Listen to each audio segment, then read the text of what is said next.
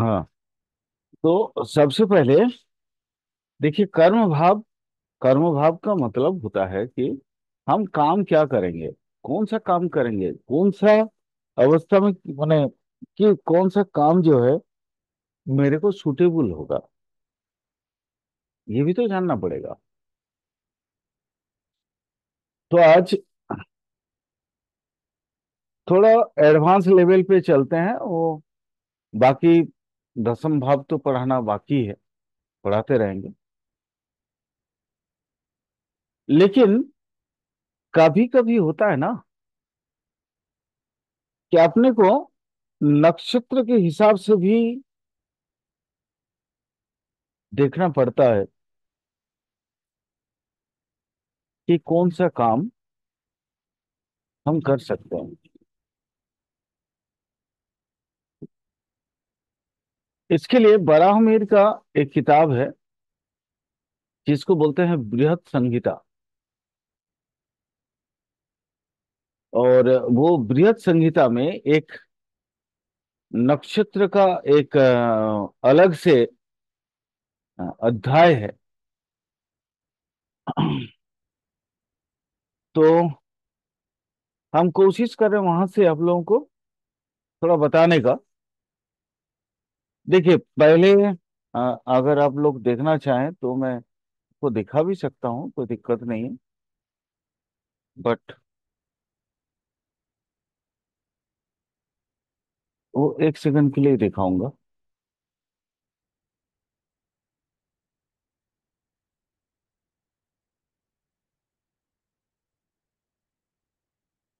ये देखिए, उस समय क्या था, ये नक्षत्र गुहा अध्याय, ये बृहत संहिता का नाम है।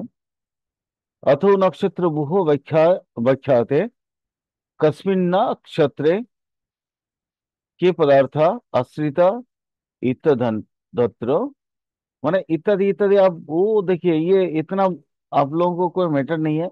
बट मैं जो चीज समझाना चाह रहा था वो देखिए, उस समय जब बराहमिर जी ये सूत्र दे रहे थे तो उस समय नक्षत्र स्टार्ट होता था कृत्तिका से, बट अभी नक्षत्र स्टार्ट होता है अश्विनी से। इसलिए अभी हम अश्विनी से ही स्टार्ट करेंगे। ये जो मैंने आपको दिखाया ये सारे बृहत संहिता का सूत्र है। बट इस सूत्र से इसको मैं इस ऑर्डर में ना बोल के मैं जो अ,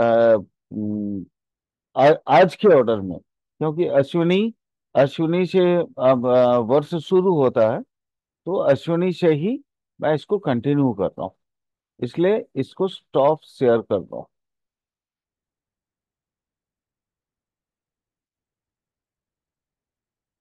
अश्विनी नक्षत्र का सबसे पहला। लेकिन उससे पहले थोड़ी सी मैं कुछ चीजें और बताना चाहूंगा। एक्चुअली सिर्फ नक्षत्र देखने से तो सब कुछ नहीं होता ना।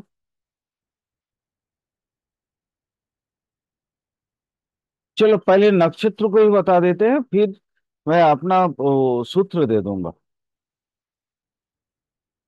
पहले आज थोड़ा सा सिस्टमेटिक चलते हैं। मैं हमेशा उल्टा चलता हूँ। जो पहले मैं अपना सूत्र देता था, अपने एक्सपीरियंस का सूत्र देता था, गुरुओं के नोट्स देता था। आज मैं थोड़ा सा वो जैसे बाकी गुरु लोग पढ़ाते हैं वैसे ही उसी सिस्टम से चलता हूँ। मैं अपने टोटल सूत्र जो है अंत में दूंगा क्लास का, अश्विनी नक्षत्र में।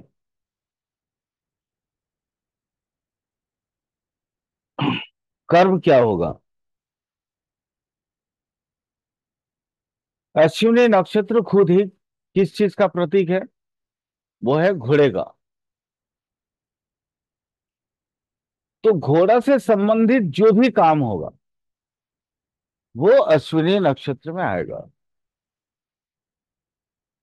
जैसे अश्वपालक, अश्वरक्षक, अश्विनी, अश्व। अश्विनी का मतलब होता है अश्व से जो शब्द बने हैं। अश्व मतलब होता है घोड़ा। अ, अश्विनी क्या थे? अश्विनी कुमार वैद्य थे, तो डॉक्टर या वैद्य। अश्विनी नक्षत्र में पैदा होने वाला व्यक्ति कहीं ना कहीं घोड़े से संबंधित कोई ना कोई काम करेगा।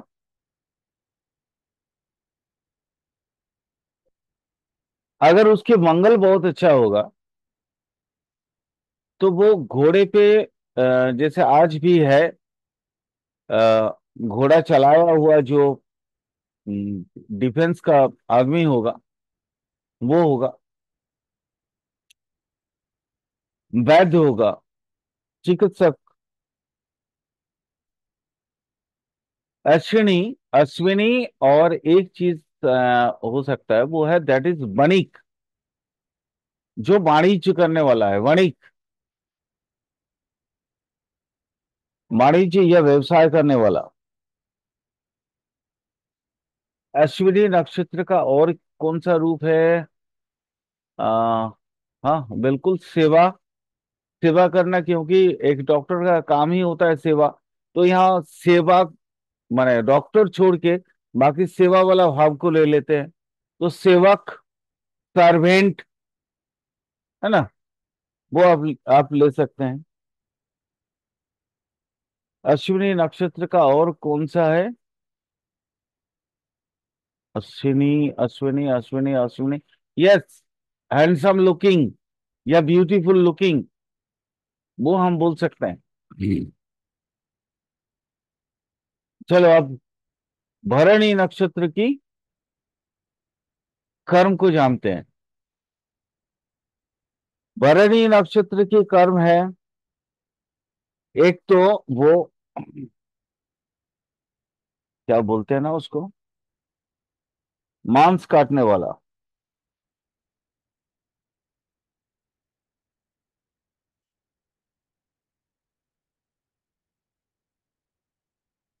और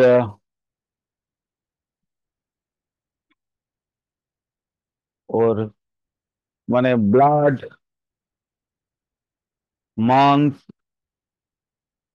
ये सब के बिजनेस में जो जुड़ा हुआ हो, वो ब्लड बैंक भी हो सकता है।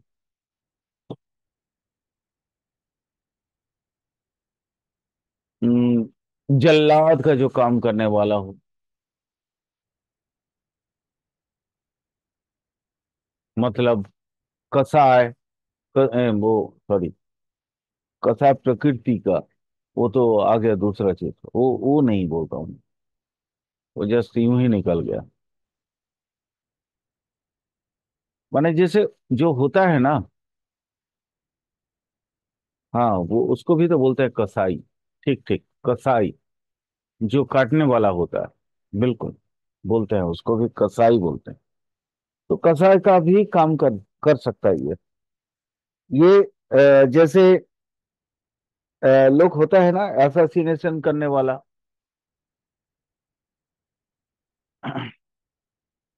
गुप्त घातक,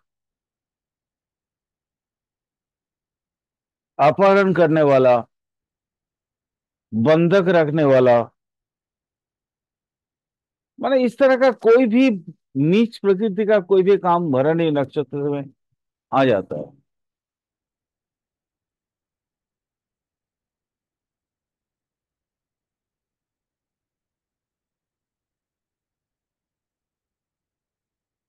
याद रखना, ये सूत्र तीन जगह पे यूज हो गए।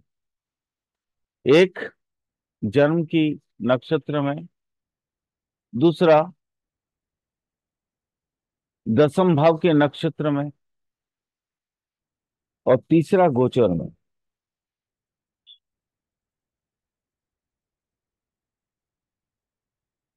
मैं इन डिटेल्स और बताऊंगा, ऐसे एकदम फिक्स जो कर्म है वो लगन और दशम से आता है। गोचर में इन कर्मों की कमोबेशी मतलब या तो घटना या तो बढ़ना होता है। बट लगन और दशम, ये दोनों भेद से ये एकदम फिक्स होता है, जो जीवन भर जो कार्य किए जाते हैं।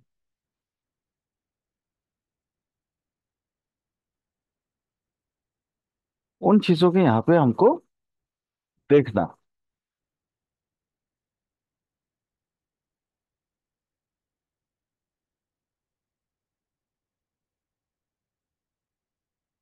कृत्तिका नक्षत्र। कृत्तिका नक्षत्र क्या है? ज्योतिषी, पुरोहित, जो कूटनीति का काम करने वाले, कूटनीतिक जो भी है।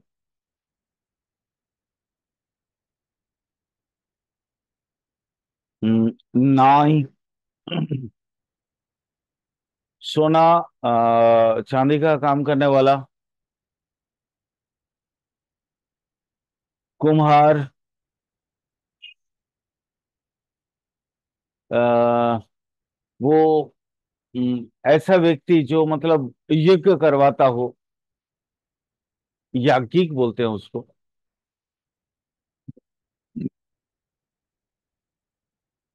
और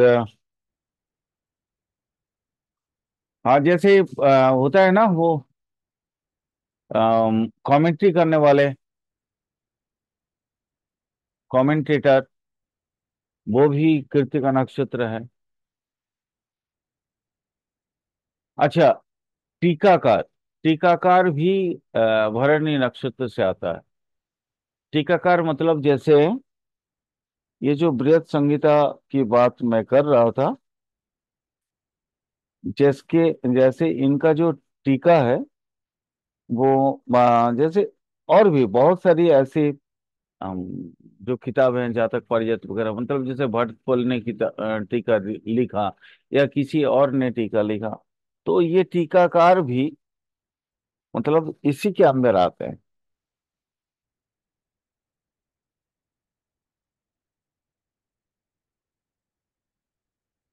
भाष्यकार भी इसी के अंदर आता है। मैंने अभी थोड़ी देर पहले बोला था, कमेंटेटर, या आग से रिलेटेड कोई भी काम कर सकता है ये व्यक्ति, कृतिका वाला। रोहिणी नक्षत्र। यान या कोई भी वाहन आदि से जो जीविका जुड़ा हुआ है, आजीविका जुड़ा हुआ, वो इसमें इंक्लूड होगा। हम्म, जैसे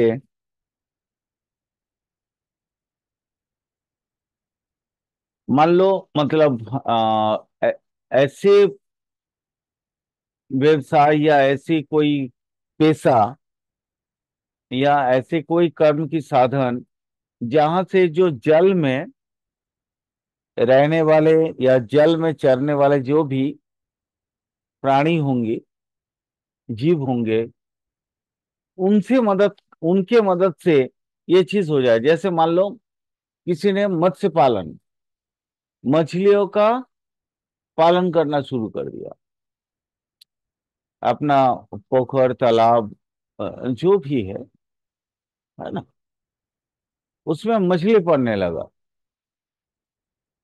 तो तो भी इंक्लूडेड हो गया ये।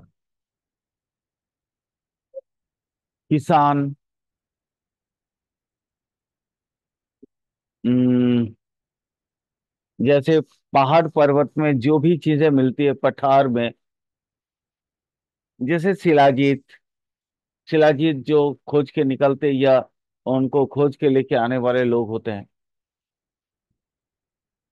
तो ये सब रोहिणी, हाँ, रोहिणी नक्षत्र का एक और जो मतलब सबसे बड़ा होता है वो घर में, जैसे गाय भैंस बकरा उकरा, ये सब का जो पालन पोषण है उसको भी हम इसमें इंक्लूडेट करेंगे।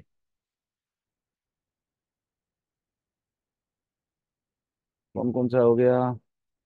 अश्विनी हुआ, भरणी, कृत्तिका, रोहिणी, छठ हुआ। उसके बाद आता है मृगशिरा। मृगशिरा नक्षत्र।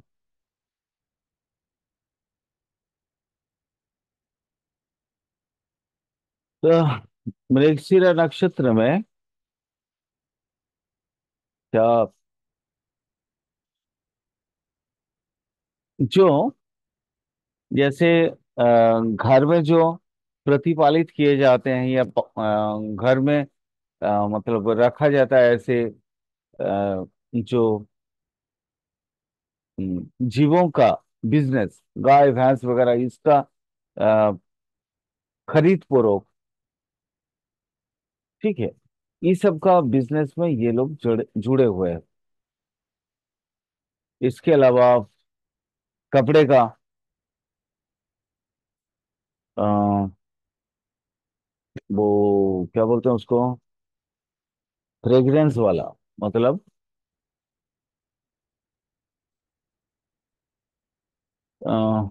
फ्रेग्रेंस का मतलब जैसे होता है ना वो, अ, अरे जो बॉडी डिओ लगाते हैं, या बॉडी डिओ को छोड़ के मतलब जैसे कपड़े के ऊपर भी फ्रेग्रेंस लगाए जाते हैं। हाँ, जिसमें से सुगंधी, सुगंधी द्रव्य, यस, बोल सकते हैं इसको, सुगंधी द्रव्य। यहाँ पे भी हम पानी से उत्पन्न कोई भी चीजों को इंक्लूड करेंगे। फल, फूल, वो शाखा वगैरह, जैसे मान लो बहुत सी ऐसे कंडीशंस होते हैं। जैसे मतलब कोई उगाया, हाँ, फल के बिजनेस में कोई भी हो सकता है, कोई भी, मतलब जो ट्रांसपोर्टेशन कर रहे हैं वो भी मृगशिरा से जुड़े हुए हो सकते हैं। ठीक है, जैसे रतन का बिजनेस करने वाला, हम लोगों का जैसे एस्ट्रोलॉजी में जो रतन चाहिए होते हैं ना, रेमेडीज के लिए हम लोग तो रतन लिखते हैं, तो वो भी आप इसमें इंक्लूड कर सकते हैं। रत्न व्यवसायी, रतन का कारोबारी, जंगली जीवन, जंगल में रहने वाले जो मतलब जीव प्राणी या जो भी है, जीव जंतु, उसके भी व्यवसाय इसमें इंक्लूडेड है। चिड़िया, है ना, खास करके पहले तो होता था वो, उस समय हिरन की देखभाल किया जाता था, अब तो वो चीज है नहीं। अच्छा, एक और चीज आप बोल सकते हैं, वो है गायन वादन। गायन वादन की जो बिजनेस है, मतलब गायन वादन, एक तो वोकल आर्टिस्ट बन के, या गायन या वादन की जो आर्टिस्ट बन के परफॉर्म किए जाते हैं, वो भी कर सकते हैं। या उससे जुड़े हुए, जैसे गायन के लिए जैसे हारमोनियम वगैरह बनाया जाता है, वादन के लिए जैसे तानपुरा वगैरह, जितने भी चीजें बनाई जाती हैं, तो उसके जो मैन्युफैक्चरिंग हब है, आप उसको भी मृगशिरा में इंक्लूड कर सकते हैं।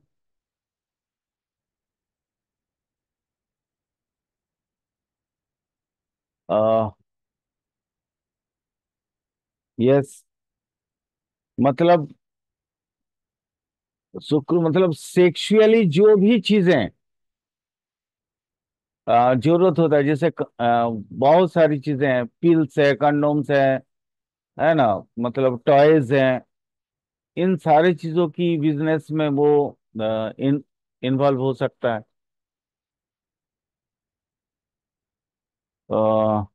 और क्या हो सकता है? Yes, long route. जो डाकिया का काम करने वाला होता है, वो भी हो सकता है। ये हो गया आपका मृगशिरा का। अब आ गया आर्द्रा नक्षत्र।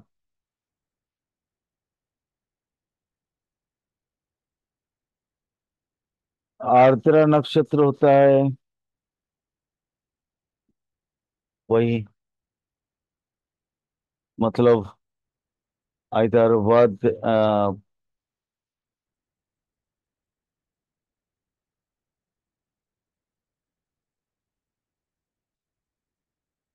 बंधन, बंधन आदि भी हम इसमें इंक्लूड कर सकते हैं।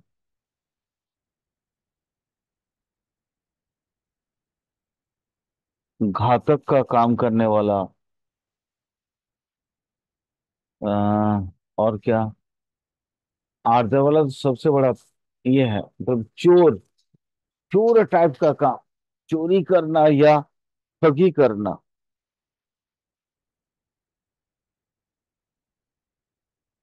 ये भी इंक्लूडेड है आर्द्रा में। मतलब आर्द्रा का अगर मैं एग्जैक्टली बताऊं, तो रौद्रे वध बंधनान, माने इस तरह का जो वध करने वाला, प्राणियों को बांधने वाला, है ना। और क्या?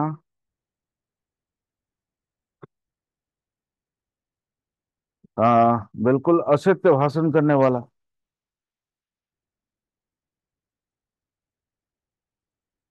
दूसरे की स्त्री पे अपने नजर रखने वाला। सठ, भेद नीति का ज्ञान रखने वाला।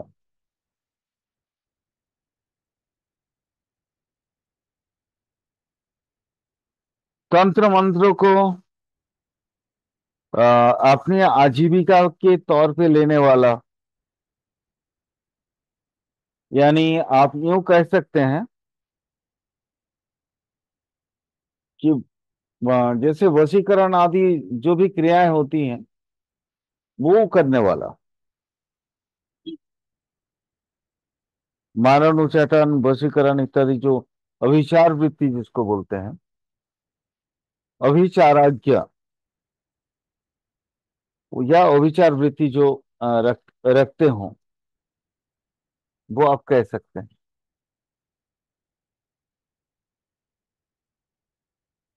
आर्द्रा में और क्या चीज आता है? हाँ, बेताल तंत्र। बेताल तंत्र भी आर्द्रा के अधीन है।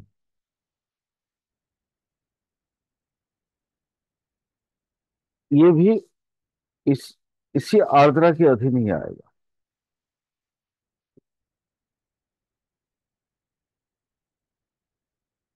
बेतालो कर्मज्ञ, बेतालो उत्थापनो विद्या सौभिज्ञ। ये आर्द्रा का एक सबसे बड़ा ये थे, सर्वे रुद्र आर्द्रायम। यानी आर्द्रा का ये एक बहुत बड़ा काम है। चलिए आगे चलते हैं। पुनर्वसु।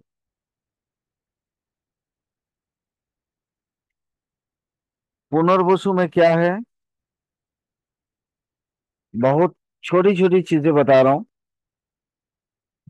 उतना श्लोक बोलेंगे, उसको डिफाइन करेंगे तो बहुत लंबा टाइम लग जाएगा।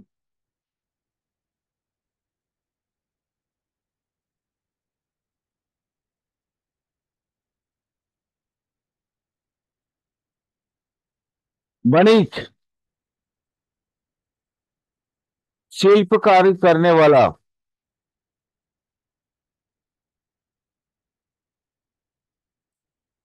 यानी एक शिल्पी जिसको बोल सकते हैं आप।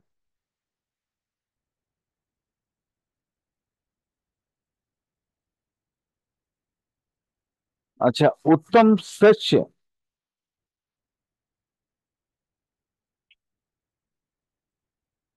वो उत्तम धान्य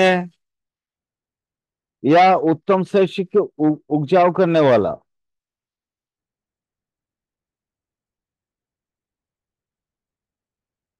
बुद्धिमान।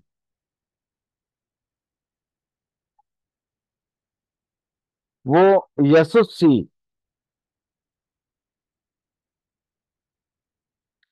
वो शुद्ध सत्य भाषण करने वाला।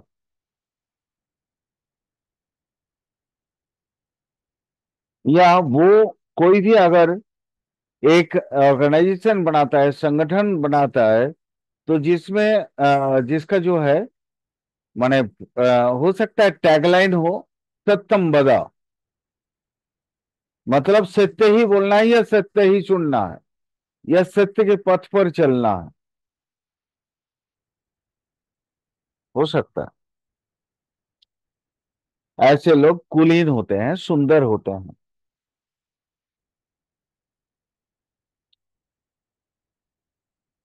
हाँ, ऐसे लोग सेवक भी होते हैं। अगर मान लो ऐसे लोगों को दिल और दिमाग में आप अगर कब्जा कर लेना तो इन जिंदगी भर आपके साथ नहीं छोड़ने वाले हैं ये।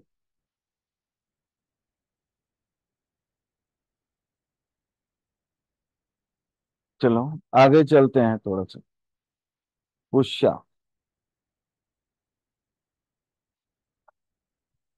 ये पुनर्वसु वाला जो सूत्र था, मैं जो आप लोगों को समझाना चाह रहा था, वो सत्ययुता सत्यभाषिण औदार्ययुता दानशीला सौ शौच युता शुद्धा पर धनादिस्व लुब्धा, यानी दूसरे के धन पे लोभ नहीं करने वाला। कुलयुता कुलीना, कुल को मतलब आगे ले जाने वाला कुलीन व्यक्ति। रूपयुता सुरूपा धीयुता बुद्धिमंत यशोयुता यथ यशस्विना अर्थयुता धनीना उत्तम धन्यम कलम सल्लादि वणिजो किराटा सेवाभिरता सेवाभिरता सेवका ते च शशि शिल्पी जना शिल्पी जनई कुंभ शिल्पी जनई कुंभकार प्रभृति भी सही था। एते सर्व एवा एवादित्य पुनर्वसु। ये पुनर्वसु का ये लक्षण है।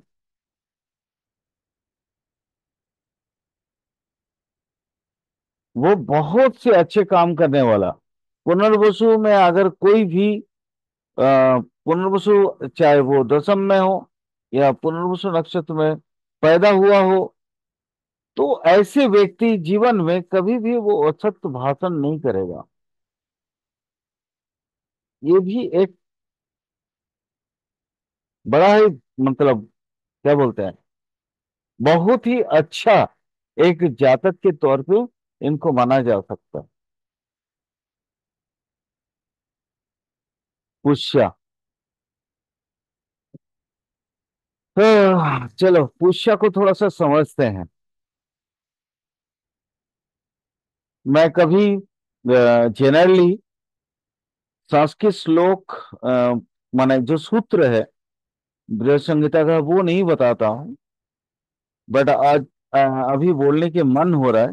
पुष्य यवोगो धुमाहा शालिक सुवनानी मंत्रिणो भूपाहा तैलोपजीवना तद्वश्चो यज्ञष्टि सप्ताश्च। यानी जो यव, गेहूं, गोधूम, काली धान।